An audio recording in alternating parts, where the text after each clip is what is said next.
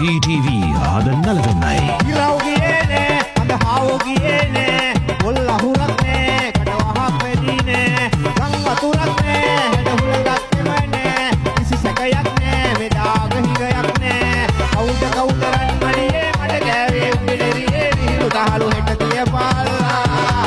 කවුද රන්මණියේ මඩ ගෑවේ උඹිලරියේ විහිළු දහළු හෙට තියපාලා ඉරි වැටු ගොයම මෙන්න